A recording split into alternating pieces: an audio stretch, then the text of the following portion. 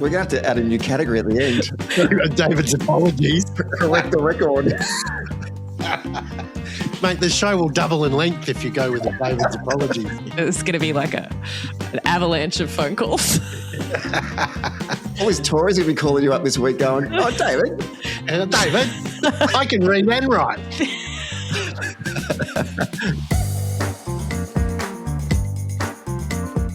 The presenting sponsor for Socially Democratic is Dunn Street. Dunn Street is a campaign agency that specialises in community organising. We only work with people and organisations who want to build power to make the world a better place. And if you want to create change in your world in 2026, then hit us up at dunnstreet.com.au. And a big welcome to our newest members of our Patreon community, Ryan Moore, Field alum, Deck Winterton, Dakshitha G, Rosie Elliott, Max Gross, and Rachel Smith. I thank you to all of those wonderful comrades for signing up to financially contribute and support the show. And as new members, you'll receive our Socially Democratic welcome pack, but doesn't include Ballantine's chocolates or Patra orange juice, P-A-T-R-A. That is a reference to a World of Sport segment from the 1980s that some people will not get. But also to those guys, please make sure you check your Patreon inbox for a message from our producer in terms of getting your details so we can send that stuff out to you. And if you haven't already and you want to support the show, then join our Patreon community. And in doing so, you get to ask mailbag questions and submit your categories for our monthly episodes of the Feeney Files. Plus, you get first dibs on tickets for live shows. And we're planning on doing a bunch of live shows in 2026. So to join, make sure you click on the link in the show notes and become a subscribed member of our Socially Democratic Patreon community. And finally, today's episode is brought to you by Maurice Blackburn Lawyers. For over a century, Maurice Blackburn has stood up for fairness, championing the rights of everyday Australians and shaping landmark legal reforms.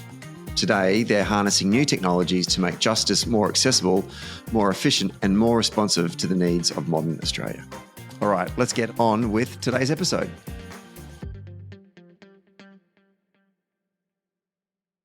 We are taping this one on a Tuesday morning on the lands of the Wurundjeri people. This is our first Feeney Files with Jessie McCrone for the 2026 season of Socially Democratic. And that means it's great to welcome my two regular monthly co-hosts. She is the former Deputy Chief of Staff to the Premier, Dan Andrews, and now a Managing Partner at FMRS Advisory, Jessie McCrone. Welcome back. Happy New Year. It feels like so long since I've seen you, Stephen, so it's good to be back. And he is the former State Secretary, former Senator, former member of the House of Representatives, and now a doctor. Dr. David Ian Feeney, welcome back to Social Democratic. Woohoo! Happy 2026. Happy New Year.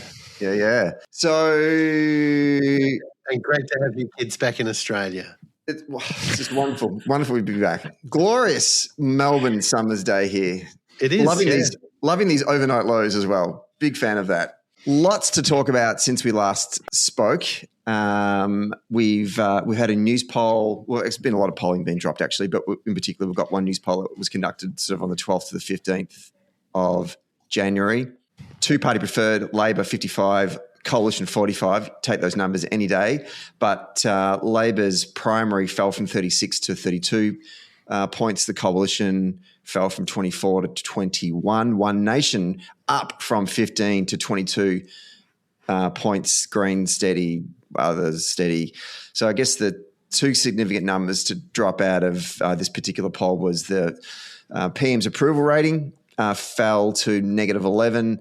And how much of the government's response to the Bondi massacre impacted those numbers. We've seen a massive increase in One Nation's primary, up from 15 to 22%, thus overtaking the Coalition, I think, for the first time in polling history.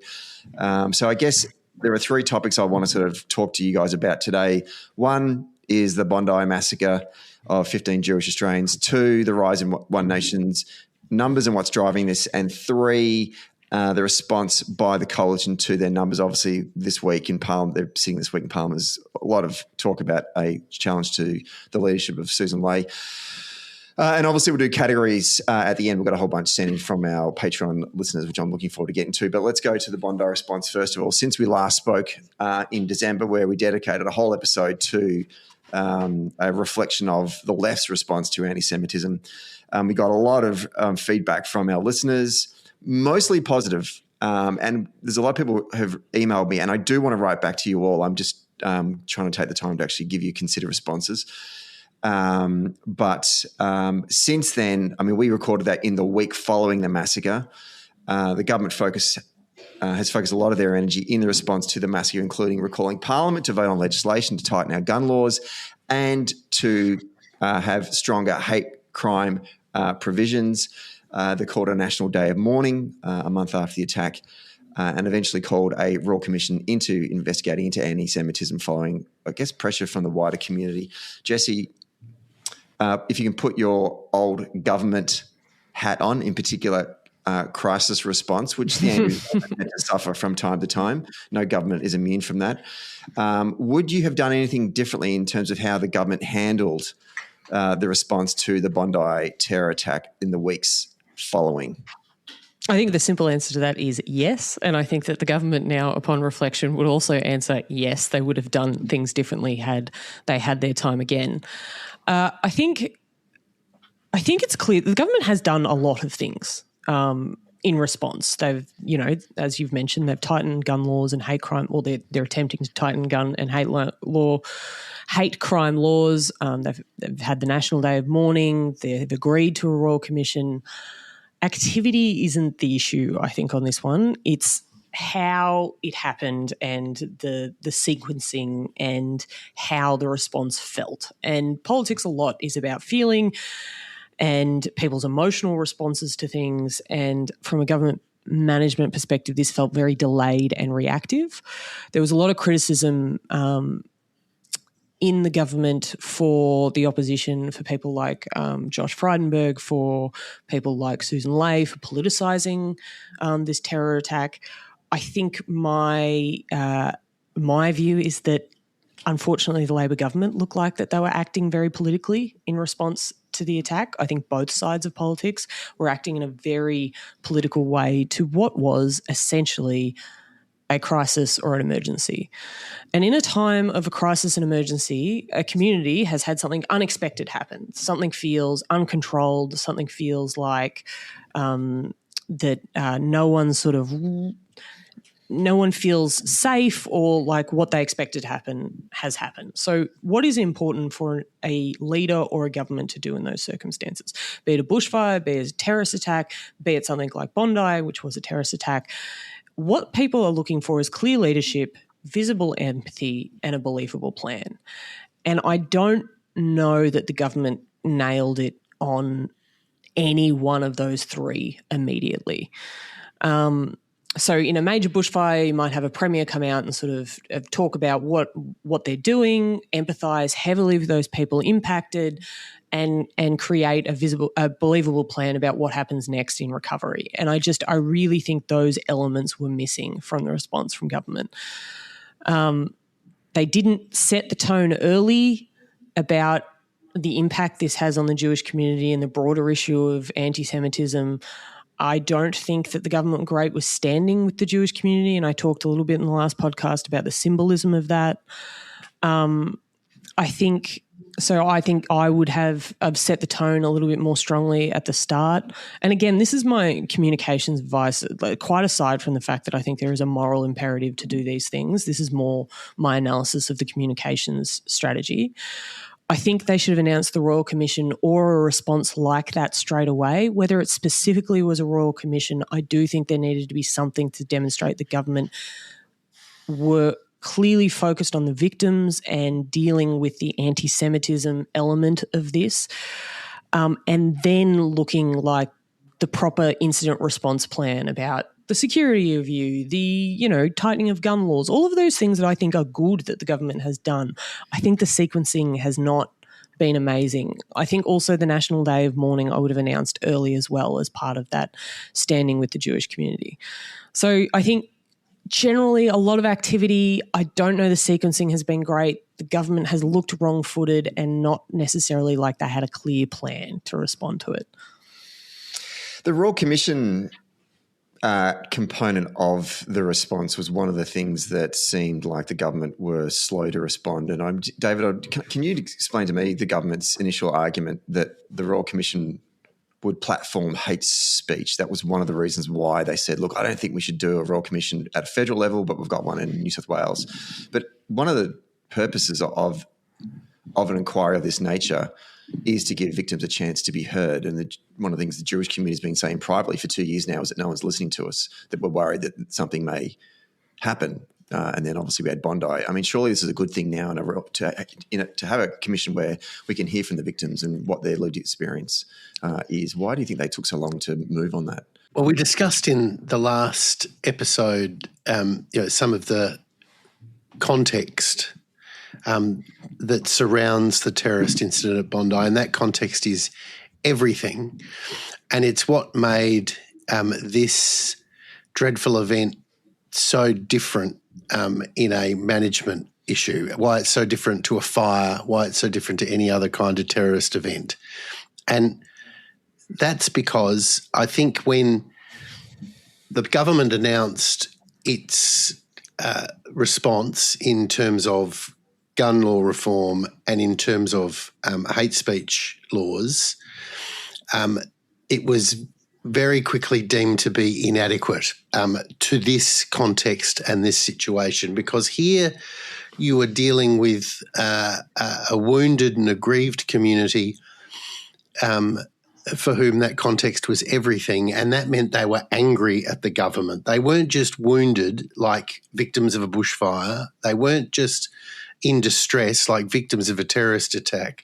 They were also angry and holding the government culpable. And that changes everything, I think.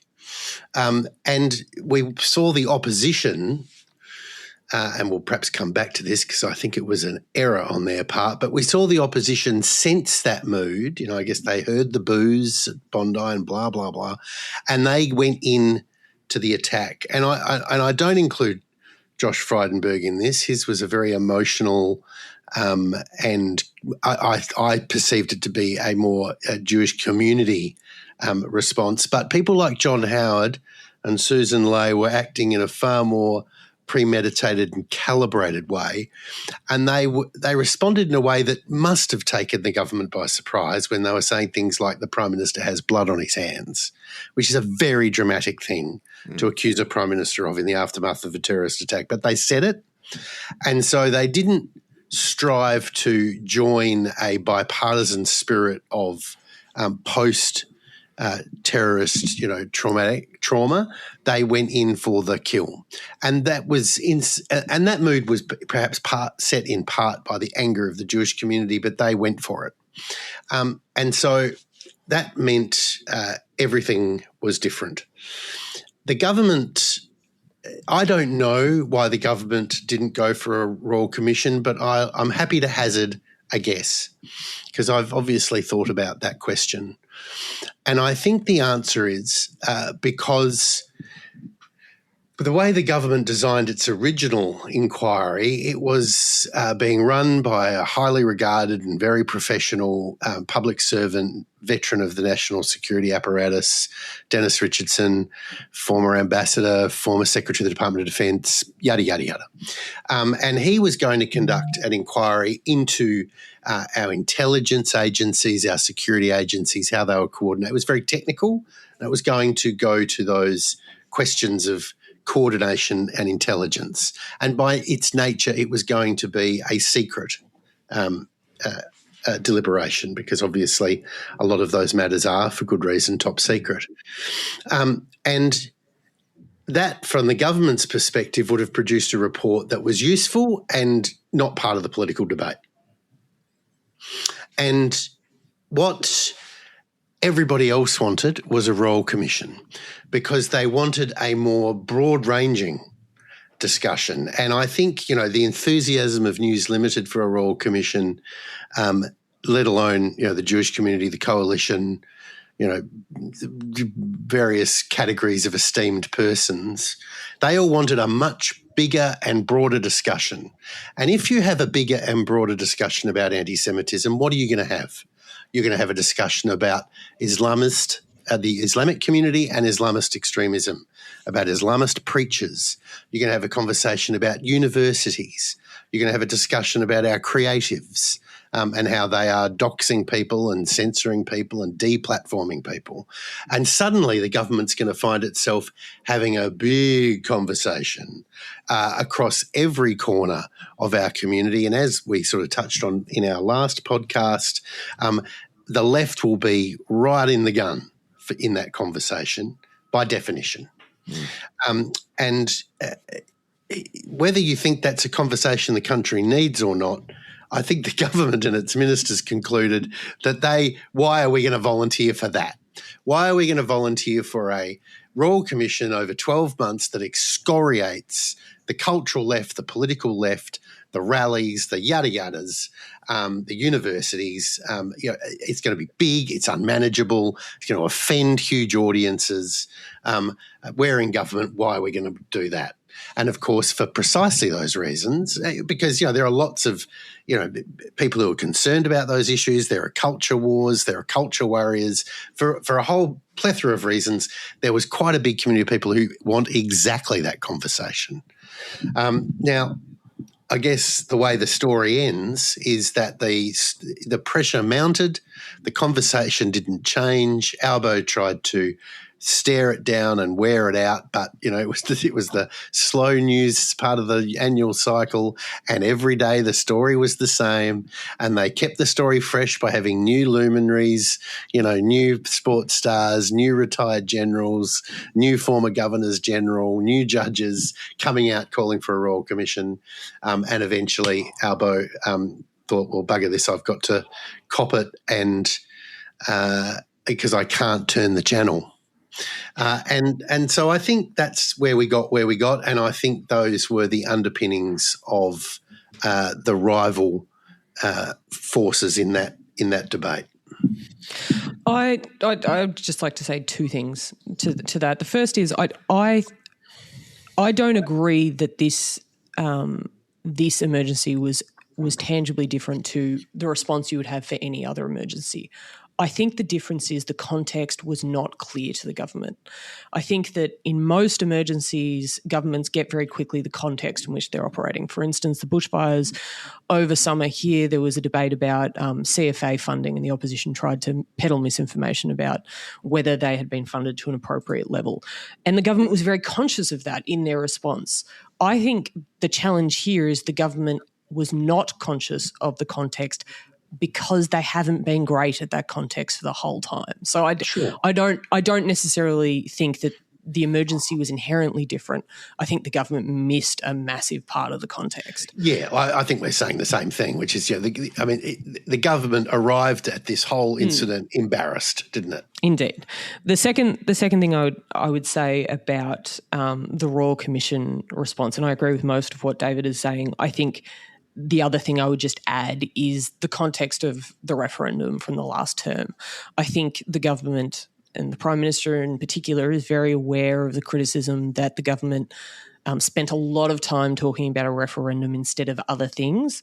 And this term of government, they are far more conscious of spending time on an issue that is not the bread and butter things that they want to talk to the community about. Yeah, but I don't think that's right, because the Royal Commission's going to give them all sorts of issues. It's going to give them immigration policy, university policy.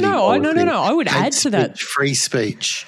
I'm being sarcastic. This Royal Commission is going to cough up a lot of issues. I think it is probably it's probably going to be a longer distraction than the referendum was. Yeah. So I would just add whether they thought it was a good idea or not, and obviously the Prime Minister thought there was a moral responsibility to have the referendum. So I'm not necessarily saying that he had a different view about examining anti-Semitism, but the advice to this government since the election and before the election was don't spend your time on things that are not you pushing your own message. And I just think that has informed their thinking on a Royal Commission. Yeah, well, if you're not interested in the Royal Commission, don't worry, the Royal Commission's going to be interested in you.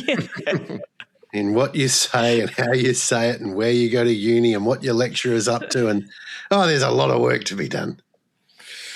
Jesse, David sort of touched on the politicisation of the tragedy. What did you make of I would call it the hypocrisy of the coalition, who turned up to the beach throughout the weeks following the attack and demanding the government outlaw hate speech. But like they have done before, when it comes to voting on this stuff, they eventually go missing. Were you surprised by that? No, it's much worse than that. It's much worse than that. They tell the Prime Minister he has blood on his hands. They insist that Parliament be recalled.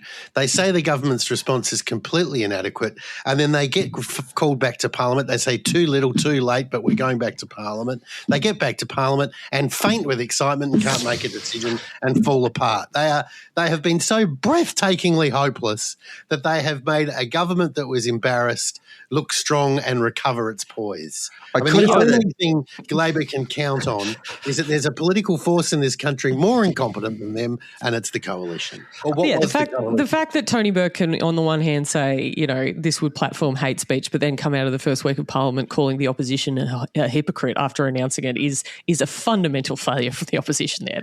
That is remarkable. I agree with everything David just said. I think that there are a couple of reasons for why it's happened. The first is, and I think David touched about this when we were talking about Josh Frydenberg. Josh Frydenberg, when speaking at Bondi, was not speaking as a strategist for the Liberal Party. Quite right. He was speaking as an advocate for the Jewish community. Whether that also precipitates a bunch of other plans he has for his future, like that aside, and I think that Susan Ley and others in the leadership team took that as this should be our political response and didn't necessarily think about whether the Liberal Party, which has rejected these kind of hate speech reforms in the past, actually supported them. And I think that goes to the second thing I would say about this, which is oppositions or governments strategy can only be as good as united as they are. You can have the best strategy in the world, but if you don't have the capacity to enforce it or have your backbench buy into it, the strategy is going to fail. And I think that this is an example, which we'll talk about later, is if she had more support in her party room, she could have pushed this strategy through, which is call on the government to do something and then support them while they're doing it and claim victory for the outcome. She was hobbled by her own party room on this, one, because either she never checked or had any sense about where they stood on it, or two, it's part of the leadership battle playing out in a different field. But it was an absolute disaster. I mean, she issues blood-curdling accusations against the Prime Minister, pulls her sword out, charges down the hill, and then at the foot of the hill faints. I mean, it could not be worse. No, absolutely. If there is a bullet heading towards the Labor Party, she's going to jump up, dive in front of it and take it. But you assume when setting this strategy of calling for something, she thought that they were going to vote for it. Like, you assume.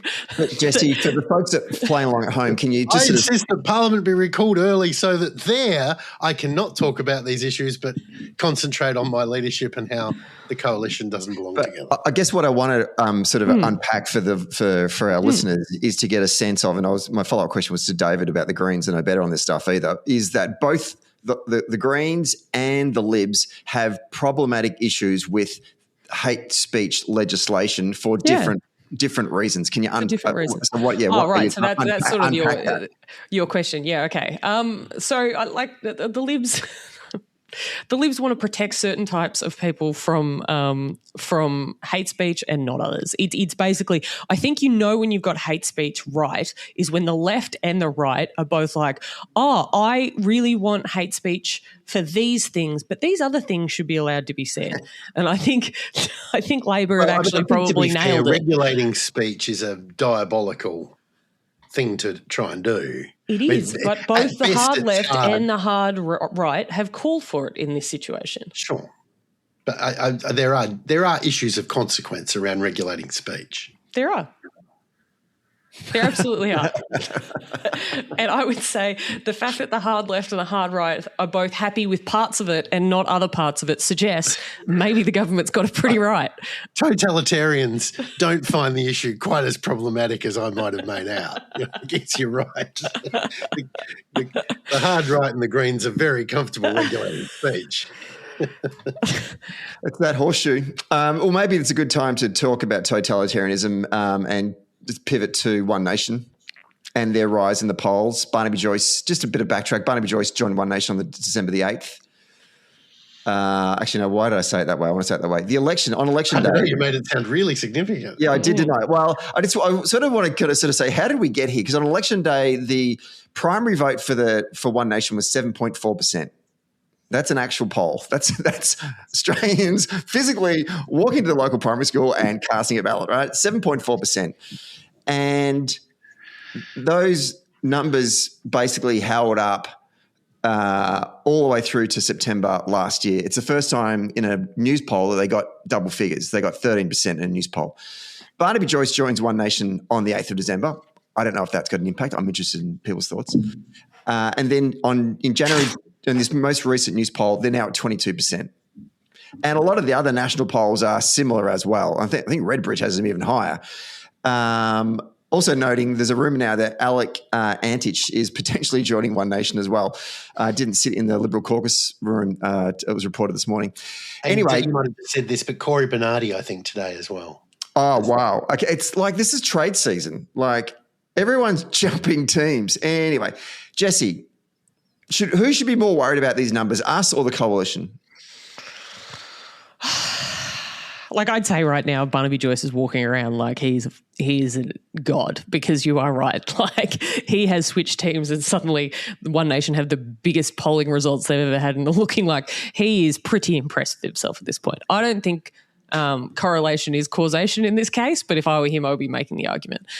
Who should be worried? I think Labor should be worried about it because there is a massive fluctuation happening within the right, and none of those votes are coming to us. There are a bunch of people who think the opposition are a disaster, and for all those reasons that David just outlined minutes ago, they are. And our poll is still sitting below our result from the election. So I'm a little bit worried about that there is just whole group of people that will never vote for Labor, and they're just moving within the right. So there's that. But broadly, I think it's a much bigger problem for the coalition. I think that if we look back in Labor's spotted history of splits and that sort of thing, it doesn't go well for you. No. David, I'm interested in getting a sense from you about how durable these numbers are for One Nation. I mean, we've seen numbers like these in Queensland state polls in the past, but this is new territory for them at a federal level. I mean, is this sort of, we've seen and we've talked about this in the show over the last 12 months, the rise of the far right in Western democracies in Europe and obviously in the United States. Are we at this moment where this is now the genuine rise of the far right in Australian politics, with these numbers being higher than the coalitions? Yes, I've obviously contemplated that question myself, and I think there's really two stories here. The first is the one you've alluded to, which is that One Nation got 7%. What's changed since then? Well, the most significant thing that's changed since then is the sort of obvious decay of the coalition, so that it grabs the lead, 3 nights in 7, if not 4 nights in 7, and Australians are just pulverised with news about how hopeless they are. And so that sort of collapse in standing means that Conservative voters and I've said this before, are parking their vote with One Nation. What we haven't seen since the last election is One Nation find itself a new voice.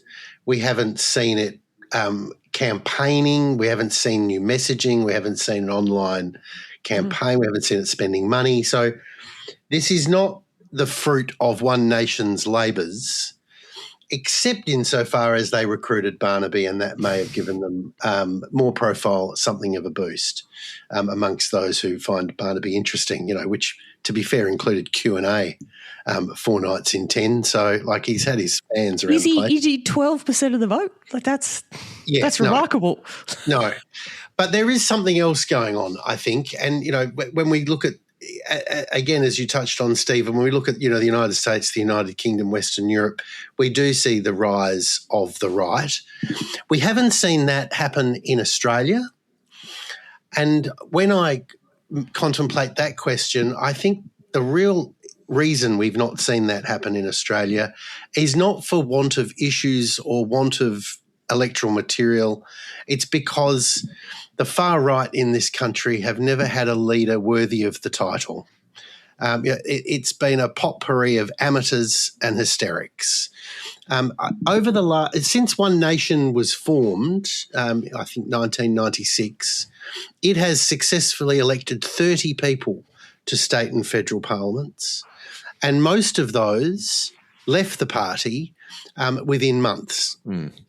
And why? Because they were deranged, their party's deranged, their totalitarian leader is deranged. They've never successfully mounted a message. They've never had a leader who could credibly debate issues of consequence. They're just a bit of cheap, primitive sloganeering is the best they've ever done. And so they've not had a Farage, God forbid a Trump, a Le Pen.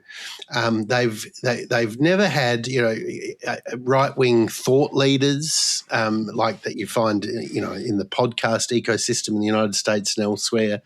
They don't have Corey Bernardi will be very sad to hear you say that. They don't have erudite academics. So they've got everything except the talent. There are certainly the issues in this country. There are anxieties in this country. Perhaps some of those were brought to the fore in the aftermath of Bondi. Some of them have been around for a while. I think you've got these, three stooges, or at least for the minute, two stooges leading the far right in this country, who are a mile wide and an inch deep. And can't make an argument of consequence about anything anywhere, but they do sit astride a sort of a barely coherent policy offering of anger and grievance.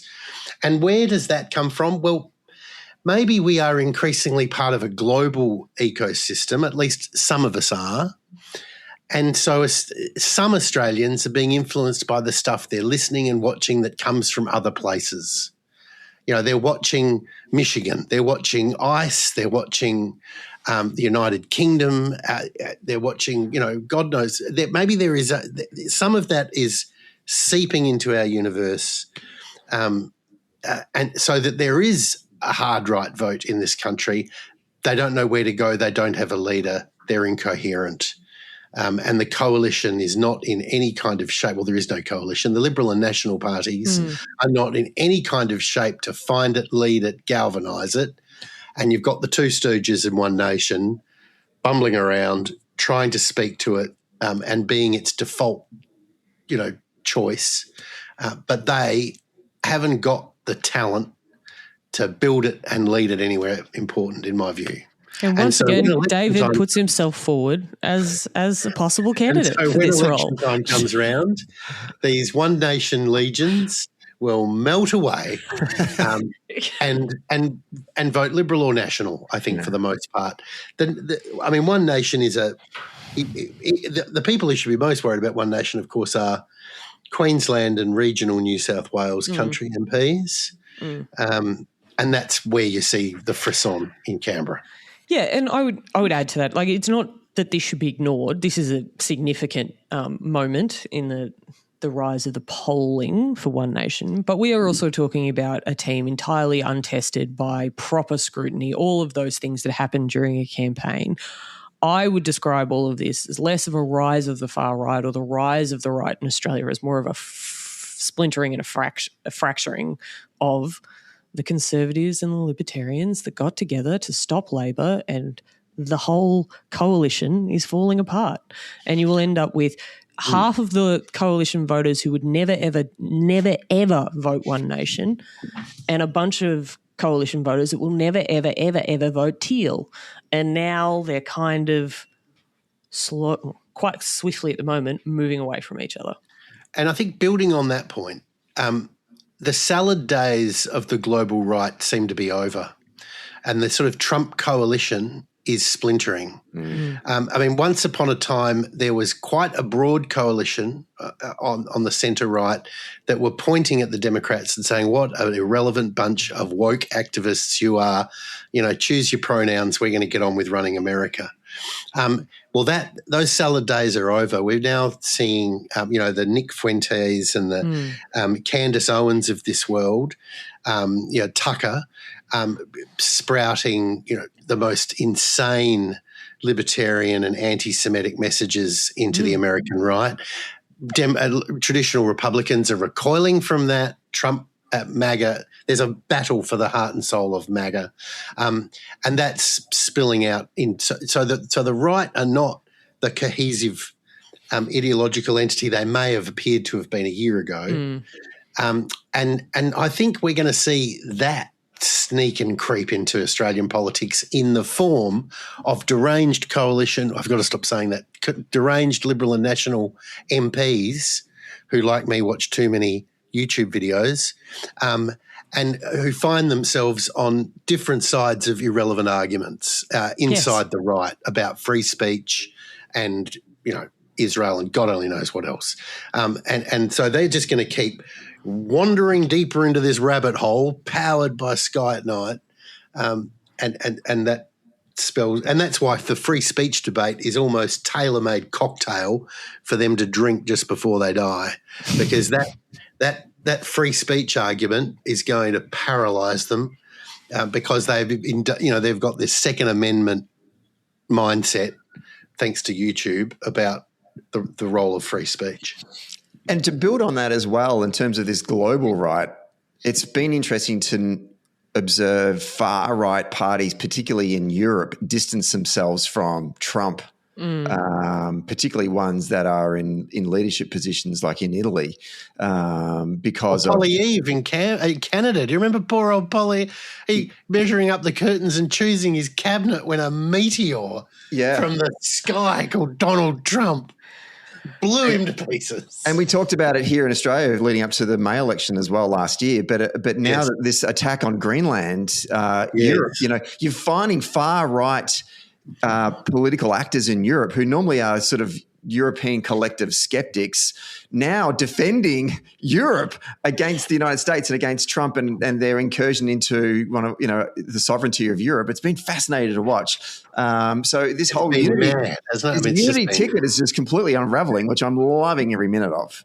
I do tend to think the Italian Prime Minister has been the most deft at sort of managing I can think that Trump has done a good job of this and a terrible job of that. I think her common sense messaging around that has been she's a pretty impressive communicator. She's She's a fascist. The other thing she's done really well, unlike many of her compatriots, is she's stuck by Ukraine.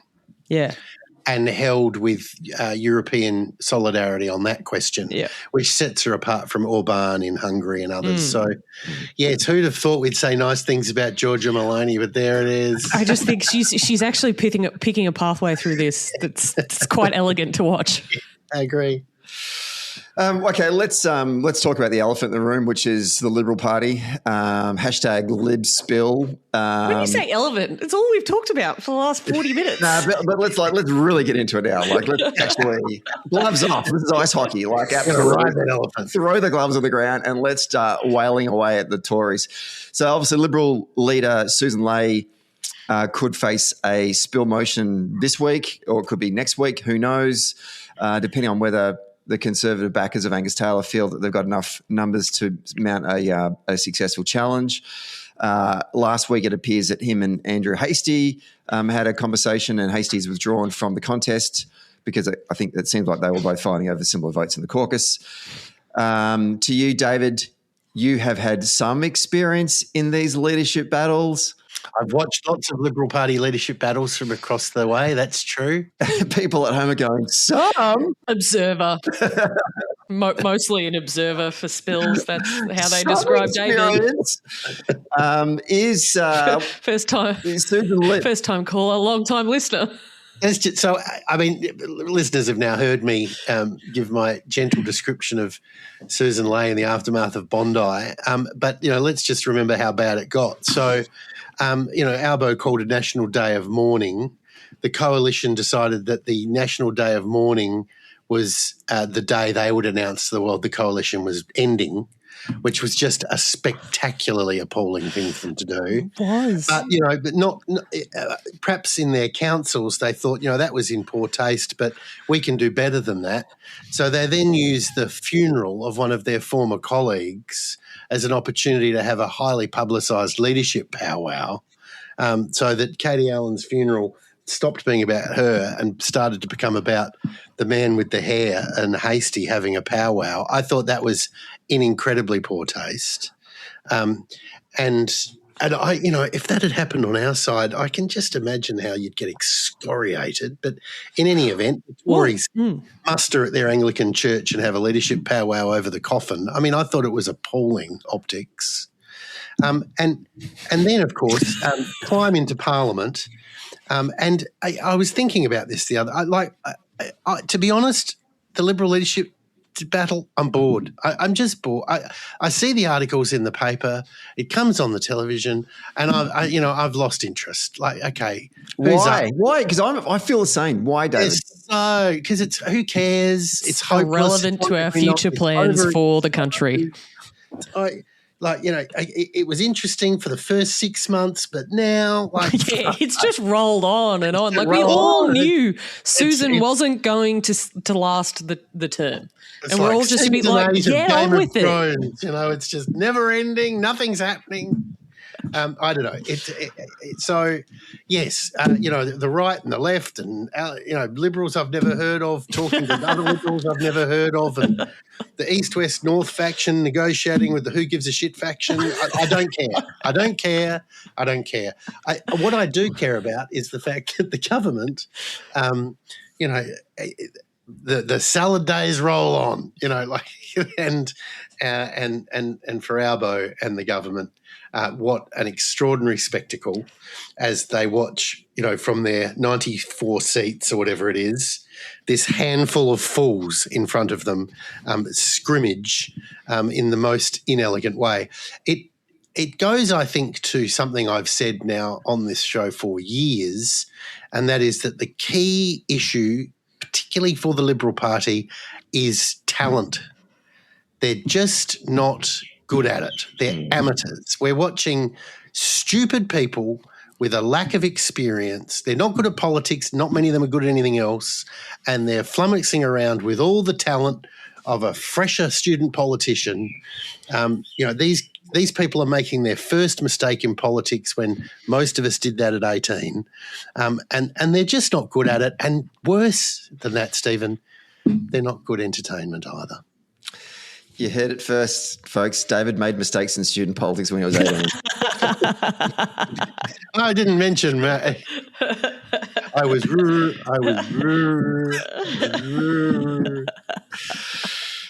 Jessie, despite how bored we are, I don't know what to add to that.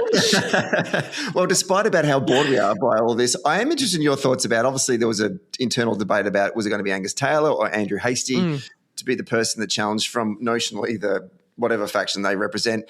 Who worries you more in terms of genuinely, to some extent, cannot tell them apart. Like, they're both so good. One of them's got great hair.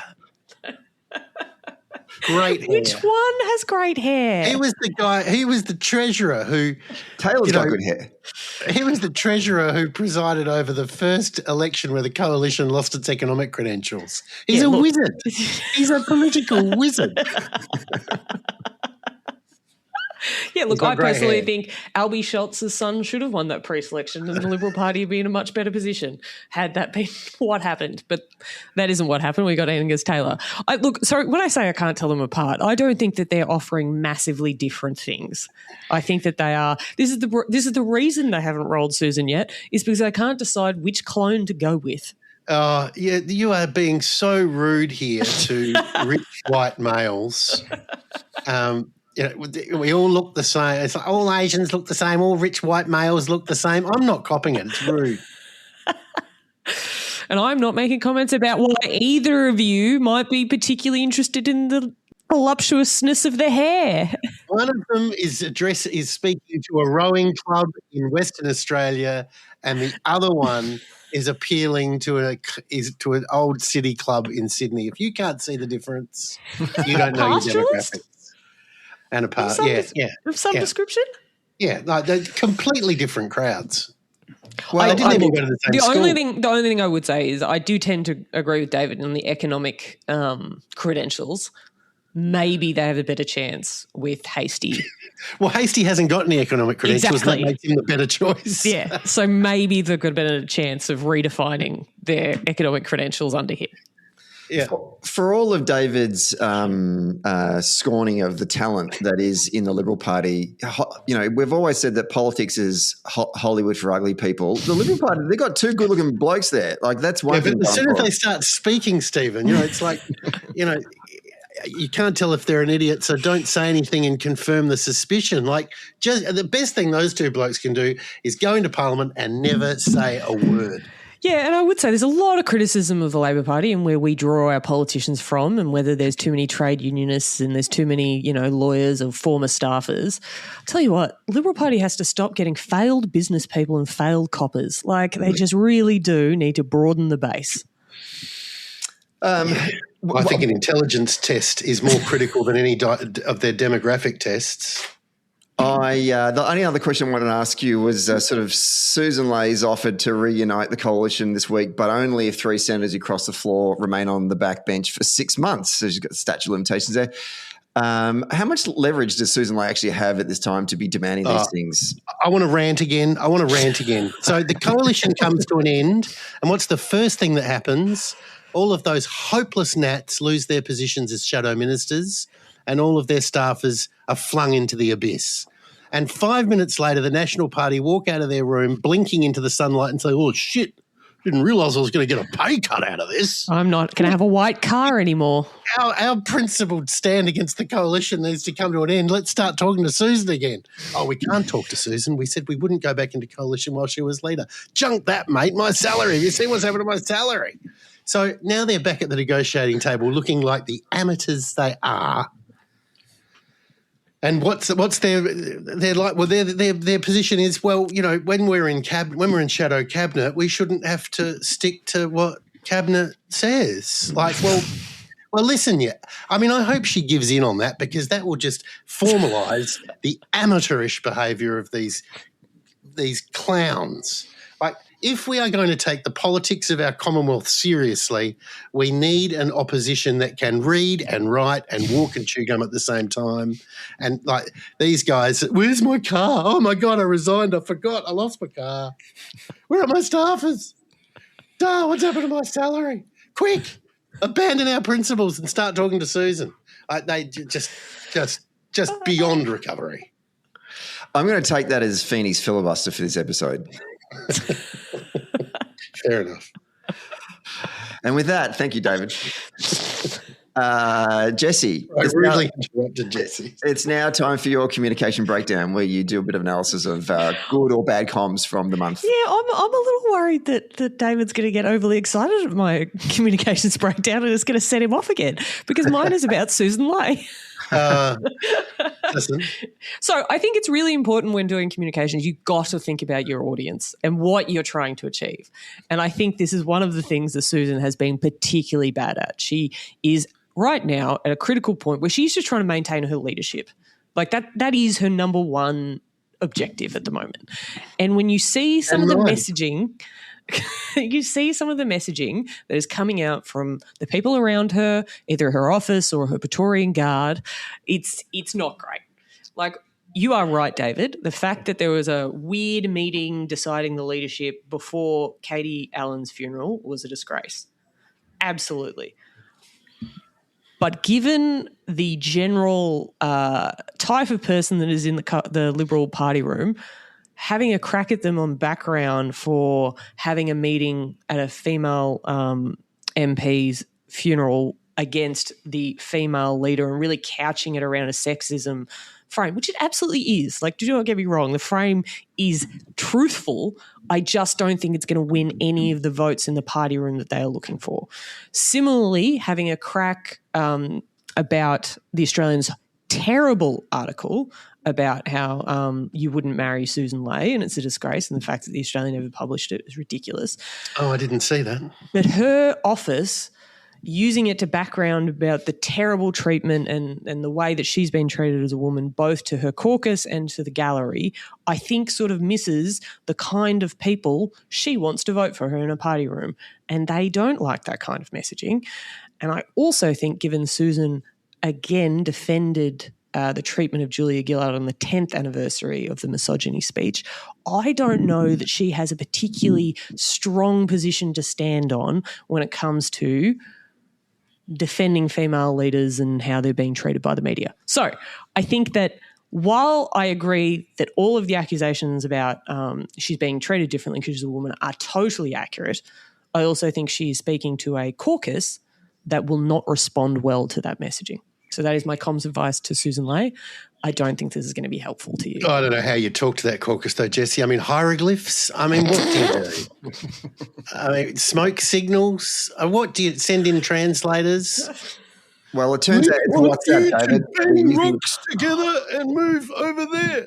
I just don't think appealing to their sense about sexism is the way to get the Liberal Party MPs to vote for you. That's not. But if Jessie, she was hypothetically speaking to refine that message so that they heard everything they wanted to hear, she would simultaneously lose the people of Australia, wouldn't she? I think that there's a way to do both. The aforementioned rowing club in Western Australia and the pastoralist club in Sydney. I think there's a way to do both. Like, I think her leadership was terminal the day she got it. So it's a hard hoe to row. So yeah. Okay, I think it's time for categories. And we, as usual, do Tory of the Typewriter or Tree Tory of the Typewriter, the Melbourne Ingot, I'm in over my head award, probably unanswerable questions, and the Alexander Downer Political Judgment Award. We've actually got a bunch sent in from our Patreon subscribers, and if you also want to send through for our monthly episodes of the Feeney Files, your nominations, then join our Patreon community, links in the show notes. Let's start with, and I just want to state beforehand, if we don't get Sam Groth in one of these categories, I'm going to be really disappointed. So I'm asking you guys to do some heavy lifting here. But starting with Tory with the Typewriter, David, you've got a nomination for us. I do. It's the that newspaper of record, The Australian, and Nick Cater wrote an article which I just thought needed to be preserved. It was written on the 6th of January, and it's entitled Anthony Albanese's Blind Spot, How the Prime Minister Missed His Chance to Confront the Left's New Anti-Semitism. And what Nick essentially does here is say that Albo is uniquely poorly placed to deal with this issue because he's such a wokester, an inner city wokester. And I feel like he's got Albo confused with AOC in the United States. He don't know about the bloke he's talking about. No. It was such a magnificent mischaracterisation of Albo, the sort of working class, grounded in working class culture, loathes the wokester, spent his whole life fighting against the Greens. They don't. I came away from this article saying, "Wow!" Like they, in pointing out his flaws, they've actually reminded me of his strengths. And isn't it interesting how little they know about the bloke after all this time? Like they still don't understand. No, they don't. Their adversary. So Nick gets my trophy this week. I think that there should be a rule around Tory with a typewriter that anyone that considers it a good thing shouldn't be able to receive it. Like I think Nick would be thrilled to hear that he was a Tory with a typewriter. That's his objective. Well, he literally is a Tory, and they gave him a typewriter. Yeah, well, there is that. Yeah. Whereas I think we're trying to pick out people who are hidden Tories who have a typewriter. Well, I do keep picking on the Australian, and to be fair to the Australian, for a lot of them, they long forgot trying to pretend to be journalists. That's true. That is true. We have two other nominations for the Tory with the typewriter this week. One from Gus. Gus writes, it's a little dated, but Chip Legrand, in the middle of his endless campaign against the government, being forced to admit that even his editor was excited about the Metro Tunnel back at the end of November. And I actually went and read the article. He actually says that, how the editor was running around the office, cock-a-hoop, so excited about how Melbourne Metro was going to open. Oh, far out. Well, just apropos that, I watched Media Watch last night. I don't know why. It's getting worse. But anyway, I watched Media Watch where they were complaining bitterly about how Channel 7 News was just full of this giant promo for the tunnel. And, journalists were doing their reports from different stations and just advertising the shit out of it. And he was criticising them for taking a sponsorship from the Metro Tunnel Authority. And I was looking at this scandal thinking, you go. That's an excellent bit of sponsorship. That, in my previous life as director of strategy, I'd have given myself a little bronze star for that. That's a quality bit of communications right there. So someone's on the ball. And the last nomination for Tory with a typewriter, it's actually Tory with a typewriter. It's from Luca. And he says the PM's interview on the ABC with David Spears, it would have been on Insiders, I'm assuming. He says there was a great moment during the interview where Albo was listing off all of the new legislative changes that would be coming into effect early in 2026, childcare announcements, Medicare hotline, $25 medicines, etc. And David Spears shrugs that off and tries for the next 5 minutes to get a soundbite from the Prime Minister about Trump's NATO troop comments. And then the panel after the interview with the Prime Minister spend considerable amount of time discussing Albo's comment about Trump instead of the actual material changes in policy coming up that are already implemented. I don't know. And Luca goes on to say, I don't know if this is just me, but this type of analysis seems to be a theme of the ABC and other outlets where politics is merely some sort of sport of spectacle instead of something that is there to change people's lives. Maybe it's just me. Trump is the spectacle, right? I mean, a politician could just spend their whole life being a commentator on Trump. Albo could get up every day and commentate on what Trump said today. Some fall into that trap, of course. Albo hasn't. Yeah, but like my reflection of that though is the show is called Insiders. Like that is, it's not supposed to be, mainstream issues that voters care about. It is quite literally, a look inside the bubble that is journalists in the press gallery. I think that the other thing I would also say is this is why it's really important to have a communication strategy beyond the media. I think that it's really important to make sure that you are, one, talking to people directly, have a good social media platform, and, making phone calls and knocking doors. But to add to David's point, I also think if you really want the journalism that covers what the government is actually doing, you're going to have to watch the commercial networks that are running things like Metro Tunnel and what it means for people in Melbourne. Here. On that, good job.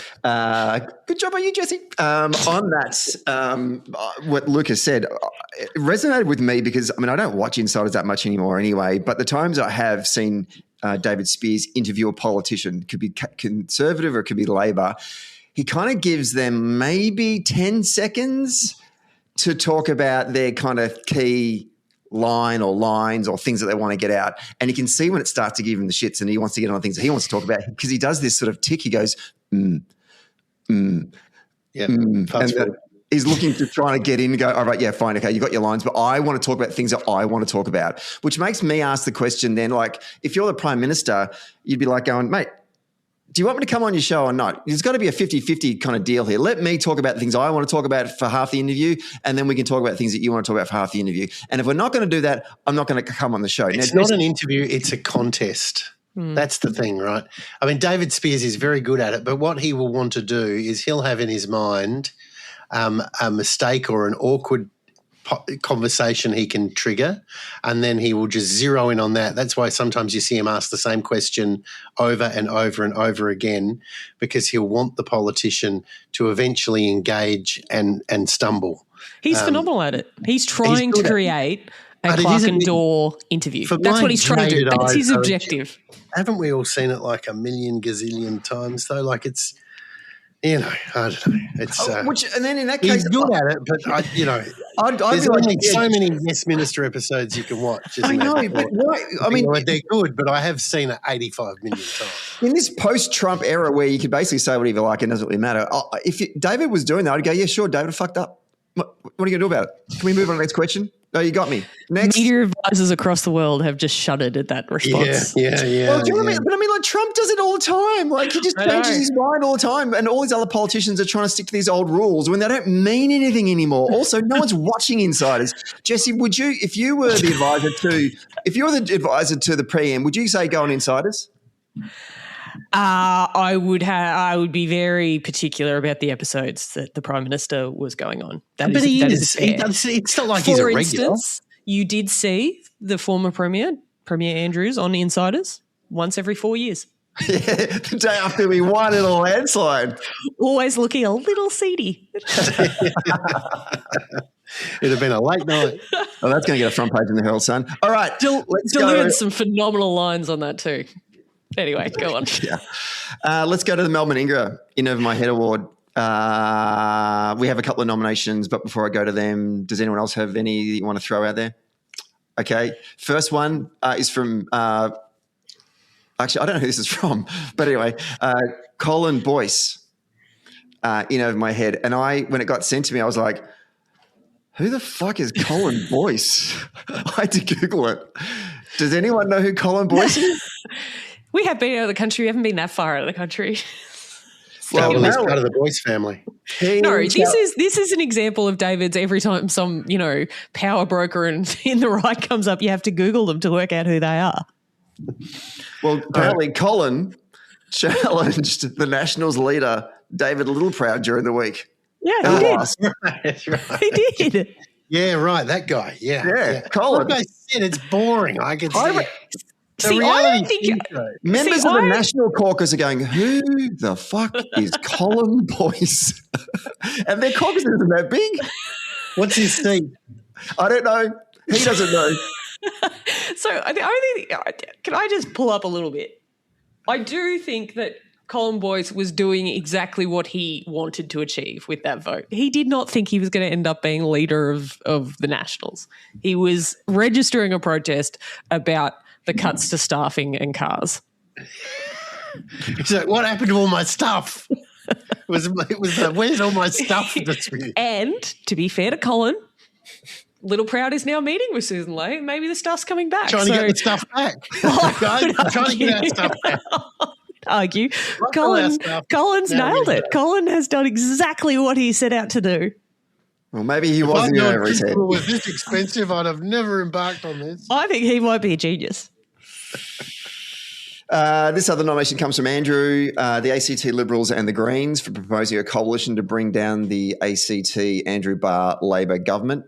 Greens leader, backstory here is Greens leader Shane Rattenberry and Liberals leader Mark Parton confirmed that they'd been discussing a potential power sharing arrangement, but it got scuttled had to go to Greens members vote. All six of them turned up at a pub in I wish they'd done it. Imagine the carnage. I mean, not good for ACT Labor, I get that. Yeah. But taking one for the team because the Greens would rise up and slaughter their own all across the country.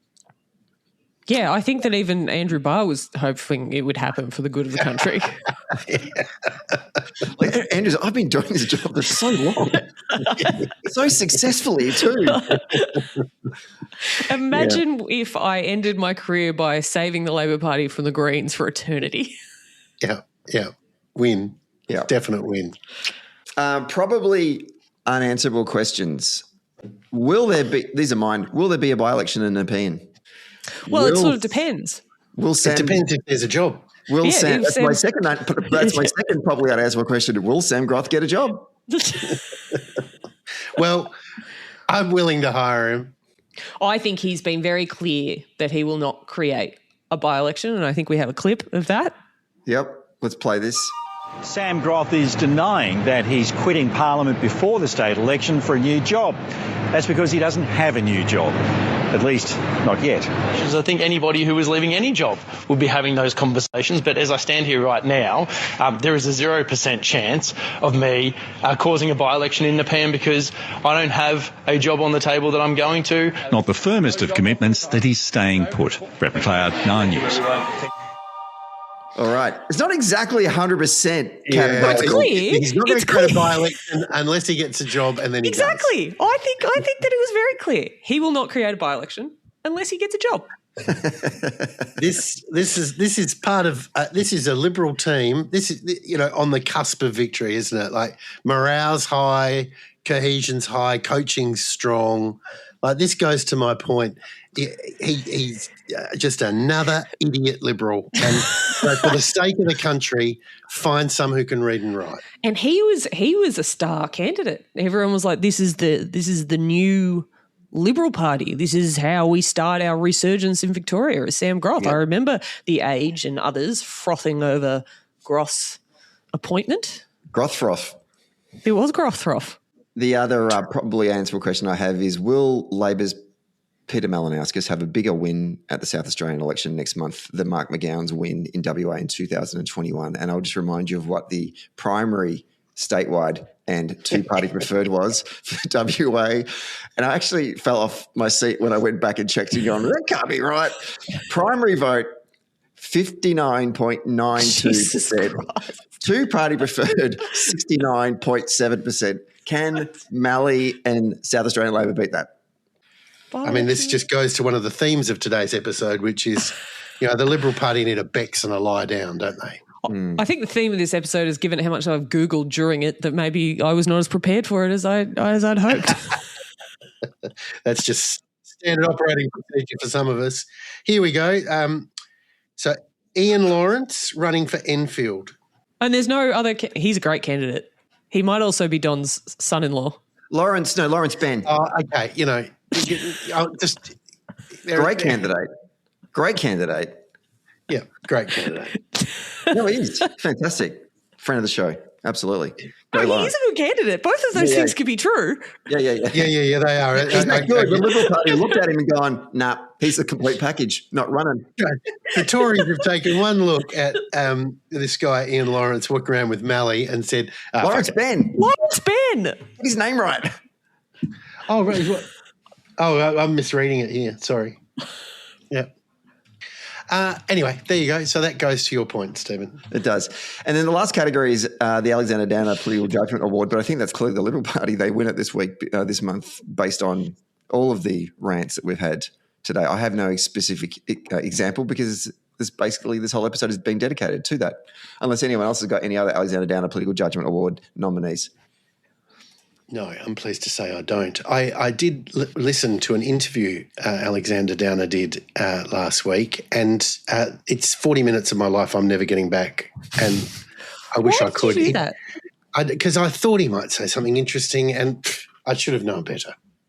It was really just a whole lot of right-wing banalities from the global right-wing ecosystem. There was no insights of consequence at all. There you go. That's shocking. Now, I have to report that but since our last episode, I got a phone call from Tony Burke, who is a listener of the pod. You know we're putting this out, right? Yes, I do. And Tony's a listener. Are there other cabinet members you're just going to release the private correspondence? I told him I was going to say this. Just hold your horses. I'm sorry no one interesting rings you. I'll try and ring you more often. I try and keep them confidential. Tony rang me and listened to our last podcast, and God bless him, does listen to our podcast, so thank you. And I have to correct the record because Tony pointed out to me that in one of my remarks I was uncharacteristically hasty, and I said that Palestinian refugees from Gaza had come into Australia unvetted, and he pointed out to me rather, assertively as Tony can, that was absolutely wrong, and that they had been vetted by ASIO, they'd been vetted by Israel, they had entered Australia from Jordan via Israel, and other agencies had vetted them too. And he made it clear to me that he was not in the business and this government was not in the business of bringing the people into this country unvetted. So I unreservedly retract and clarify my remarks, and thank you, Tony, for ringing. Very good. Look at that. Yeah, you see, the problem with this is, which I deeply respect what you just did, David, is that I suspect all of the unchecked things I have said are now going to be corrected. It's going to be like an avalanche of phone calls. We're going to have to add a new category at the end. Just David's apologies. Correct the record. Mate, the show will double in length if you go with David's apologies. Yep. All these Tories will be calling you up this week going, oh, David, I can read and write. Colin Bice is definitely going to call us. Yeah, Colin. I don't even know who Melbourne is. I am genuinely pleased to hear that, though. That's good. That's good. Good job. Thank you, Tony, and keep up the good work. Right. That is the end of the episode. Before we go, next week is a mailbag episode with Lizzie Ratcliffe and Todd Pinkerton. David, thank you so much for your contribution today. Great to see you again. You too. Jessie, once again, thank you very much for your contribution. Thanks, Stephen. Really, really appreciate you having me on your show. Thank you to all of our Patreon subscribers for sending in your category nominations this week. Excellent. Really enjoyed the conversation. And make sure you tell everyone to listen to the show. And go Pats. Hey, Social Democrats. Thanks for listening. Today's episode was hosted by myself, Stephen Donnelly, and produced by Grace Eyre. If you like the show, please rate us and review us wherever you get your podcasts. And if you really like the show, then join our Patreon community for early and ad-free access to each episode. We regularly take questions and comments from our Patreon members, so get in there if you want to have your say. And finally, get all the latest updates and bonus content by following Socially Democratic on our social media channels. The links are in our show notes. See you next Friday.